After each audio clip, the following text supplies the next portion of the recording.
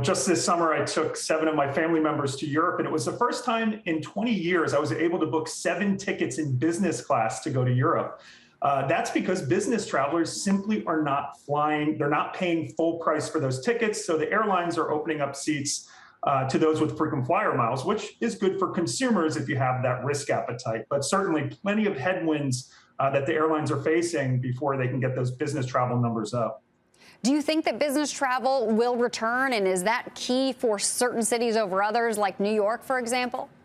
Absolutely, and it's key to all airlines' growth. You know, their top line growth happens from those expensive business class fares. But let's remember, Europeans and Brits can't even travel to the US right now, even though for a short time this summer, Americans have been allowed in general to travel to the EU. We've already seen, because of our crazy Delta variant numbers here in the US, we've already seen Americans now have to quarantine for 10 days when entering the Netherlands. I was there 2 weeks ago and had no issue at all. So as long as there's all this uncertainty around closed borders, certainly international travel is going to be off of a cliff.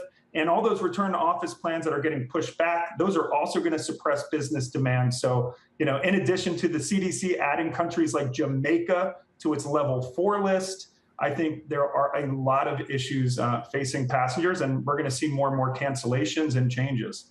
It is really hard to keep track of as all of the requirements keep changing based on country to country, week to week, as you point out. Besides those last-minute cancellations, is there a flip side? Are there last-minute bookings like you were able to take advantage of for your family of 7 to fly overseas in business class?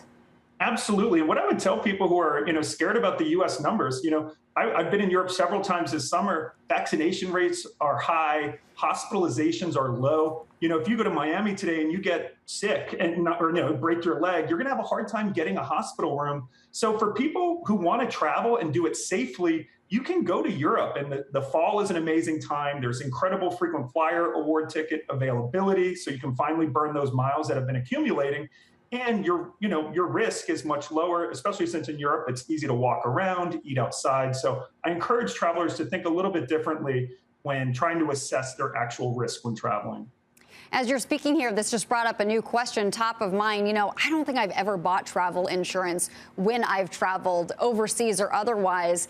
Is it a smart thing to do right now with COVID, or what would your advice be? I don't even know if it would cover a COVID interruption. Yeah, you're exactly right. The devil's in the details. Now, most policies don't cover COVID, so you're going to need to get a cancel for any reason policy, which is really expensive and won't even cover the full cost. What I recommend instead is book using your frequent flyer miles, because most airlines now let you cancel and get all your miles in cash back. You don't have to deal with any weird vouchers. And also book refundable hotel rooms. Now, I will say, if you're going to places like the Bahamas, they will make you buy travel insurance in case you do get COVID and have to stay in a hotel. But a lot of hotel chains also have policies where if you do test positive, they'll give you a discounted or free rate. But in general, the travel policies, most don't cover COVID. So instead, just book refundable tickets and hotel rooms.